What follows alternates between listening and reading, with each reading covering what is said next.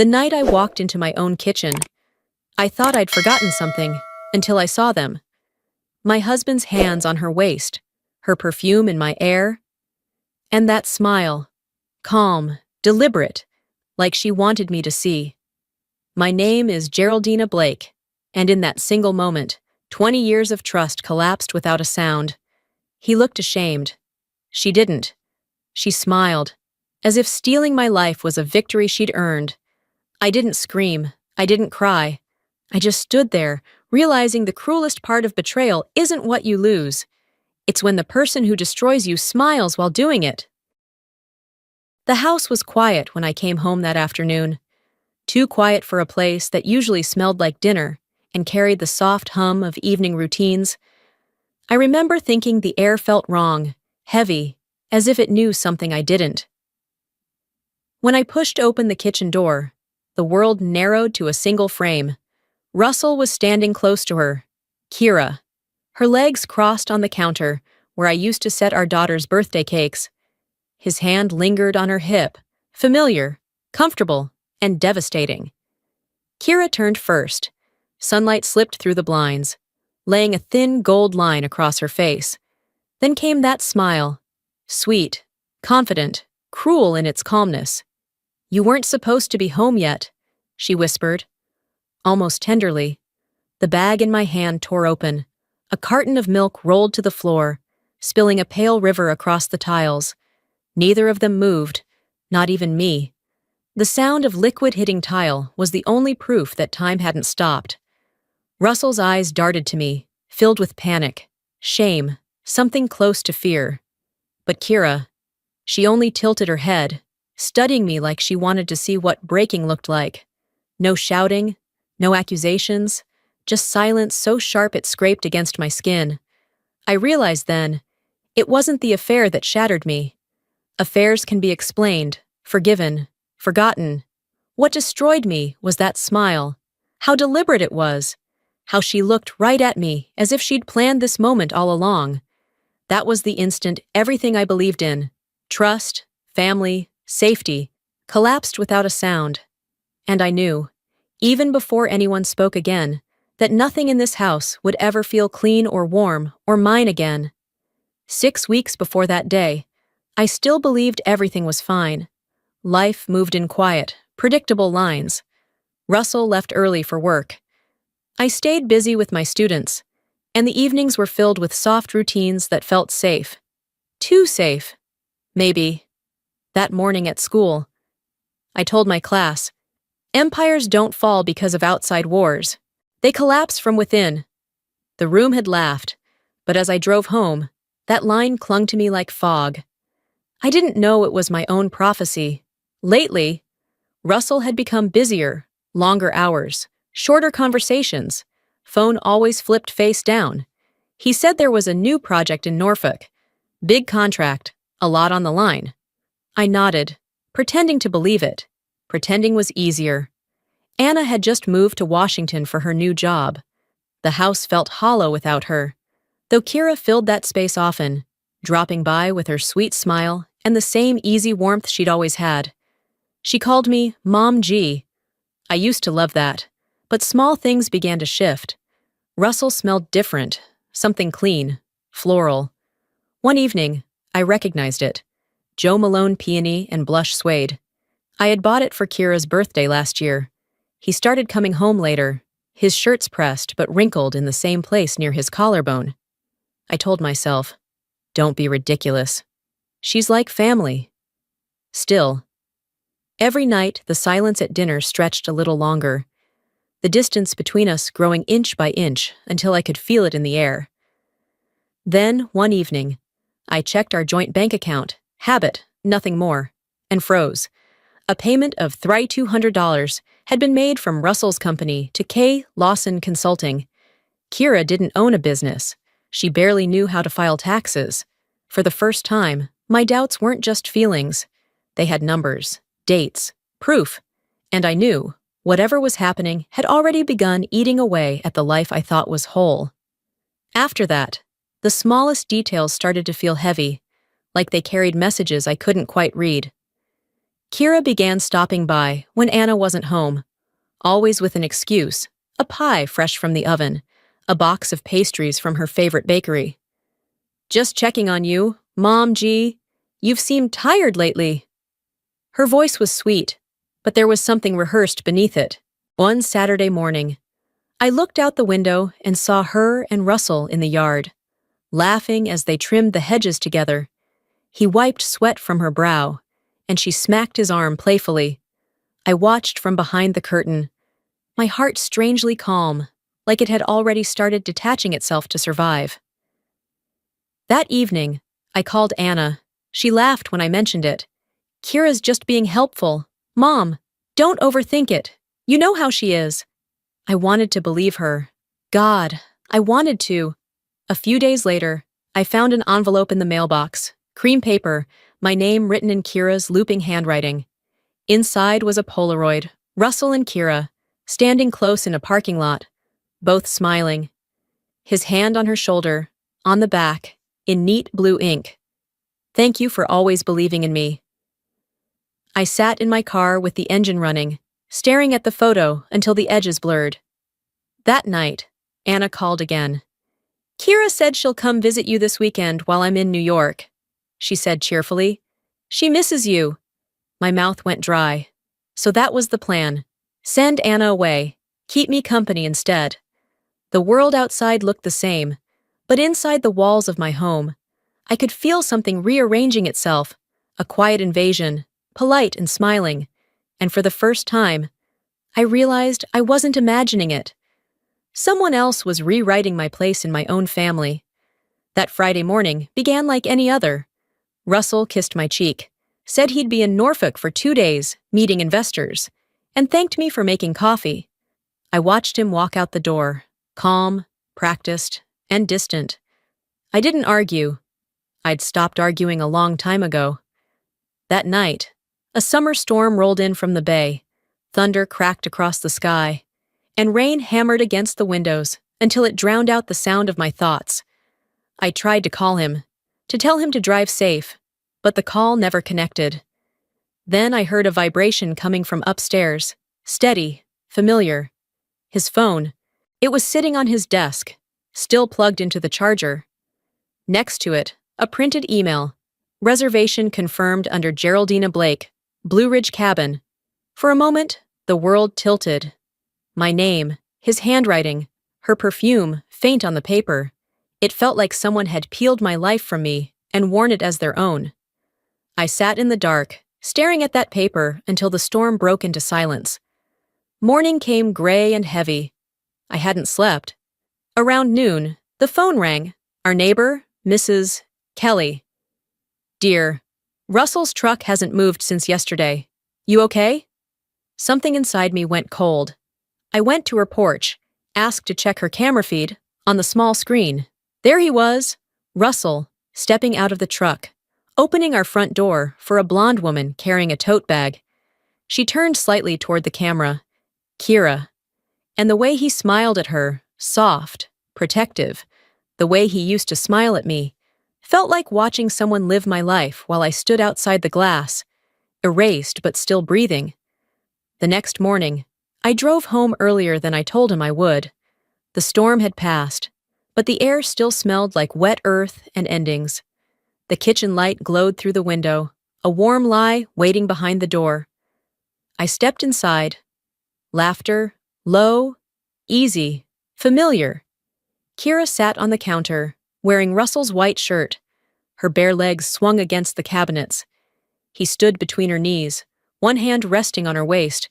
When they noticed me, only she moved. Kira turned, her smile precise, cruelly gentle. "You're early," she said, as if I'd interrupted an appointment. Russell froze, color draining from his face. "It's not what it looks like," he stammered. The words sounded rehearsed. Everything about them felt rehearsed. I looked around that room, the same kitchen where I'd packed Anna's lunches, where I'd lit candles for anniversaries. It was smaller now, crowded with ghosts of people I thought I knew. I spoke quietly, each word cutting through the silence. "You're using my name, my house, and my husband. What else is left?" Kira tilted her head, eyes glittering. "You gave me everything," she said softly. "I just decided to keep it." No shame, no apology, just certainty, like she had already rewritten where I belonged. Russell tried to speak again, but I didn't hear him. My heartbeat was too loud, steady, final. I realized then this wasn't about love or lust. It was about erasure. And standing there, surrounded by the ruins of what used to be mine, I understood. The woman in my kitchen wasn't stealing my husband. She was taking my place. After that morning, I didn't scream. I didn't pack a bag or call anyone. I simply went quiet. Russell begged, cried, promised therapy, forgiveness, a fresh start, anything that would rewind time. I said nothing. I wasn't searching for peace. I was studying him, memorizing how a liar breathes when he's cornered. That night, Kira texted me, "Please don't tell Anna. It'll break her." The arrogance of it nearly made me laugh. She wasn't protecting my daughter. She was protecting her narrative. I put the phone down and never replied. The next morning, I began my own kind of war, the kind fought in silence. I made breakfast, smiled when necessary, and pretended to be the same woman who once believed in him.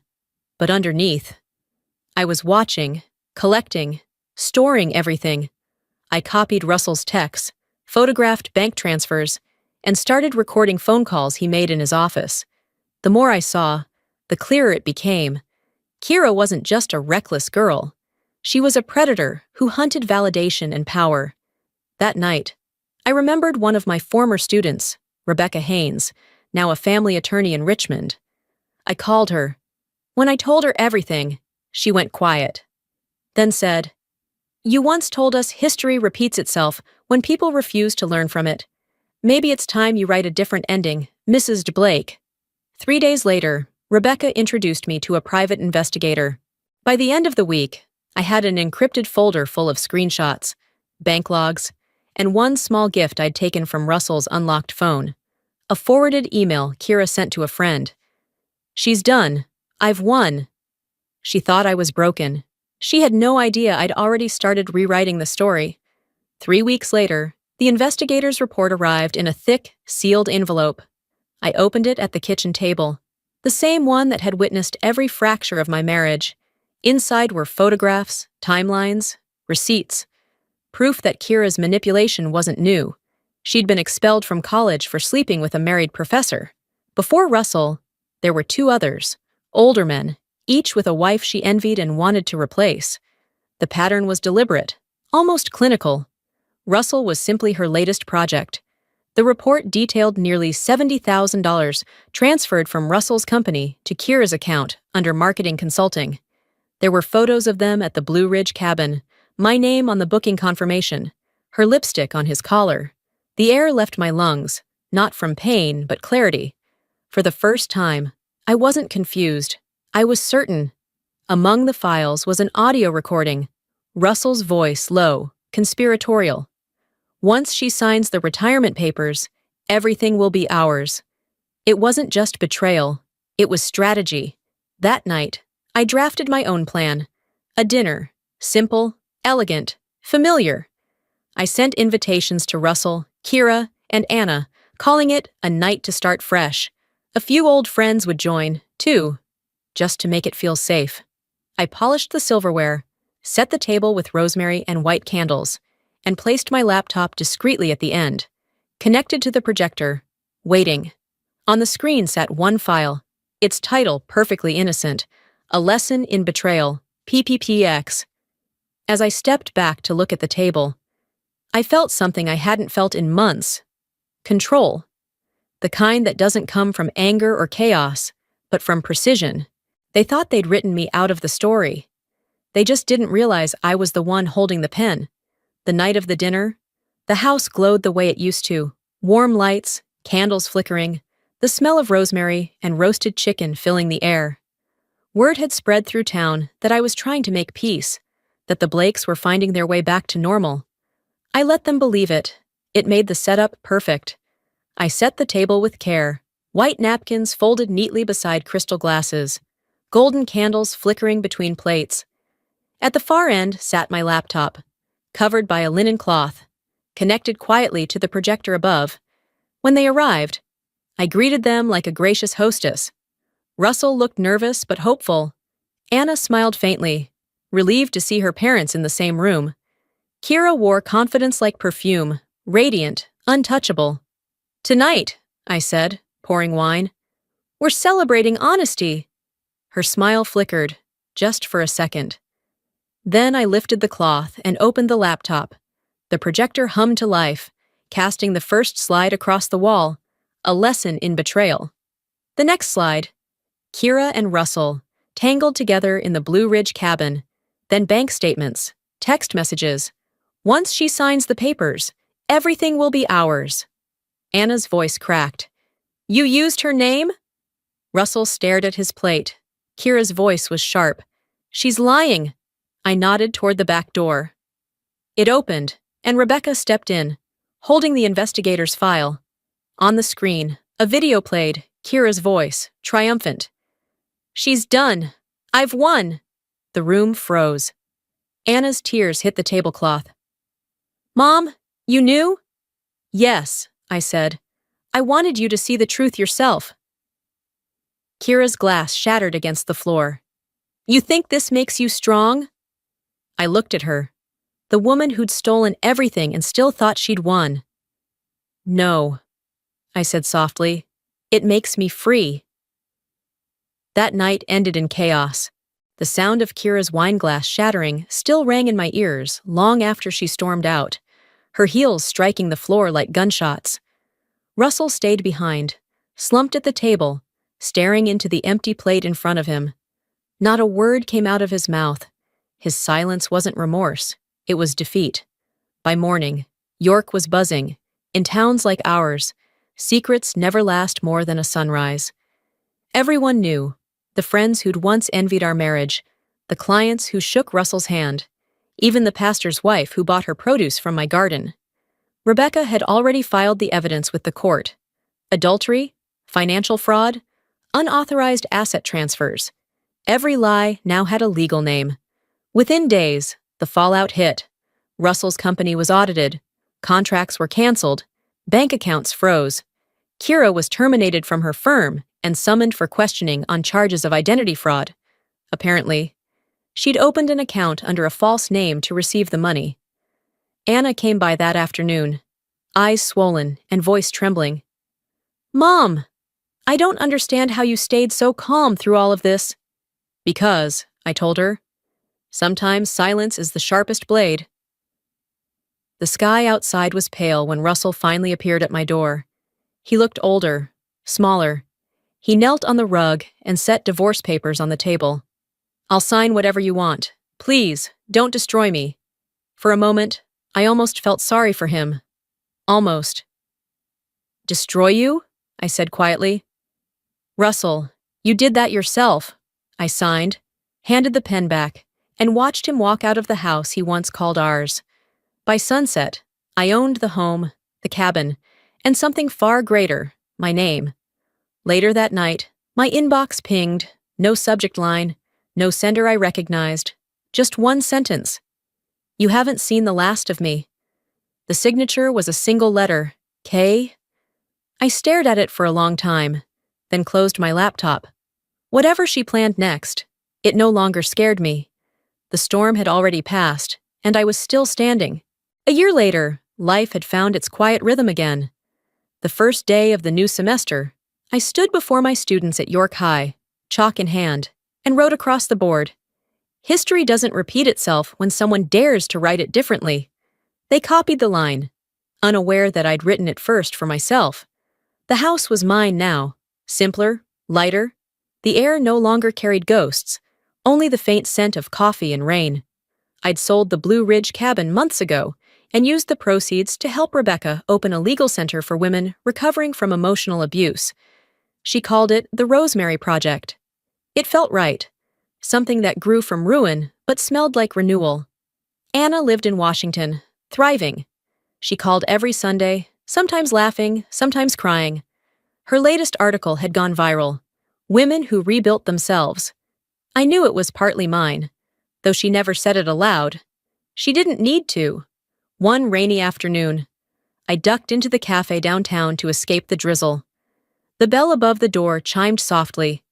I was shaking off my umbrella when I saw her, Kira, sitting in the corner, a married man's hand resting lightly over hers. Her hair was shorter now, her smile identical. For a heartbeat, the world stood still. Then she noticed me. Her lips curved into that same practiced smile, the one that once shattered my world. But this time, it hit nothing. I didn't flinch. I didn't look away. I smiled back, calm and unbothered. Her smile still needed an audience. Mine didn't. I walked out into the light rain, letting it wash over me. The streetlights shimmered against puddles, painting gold over gray.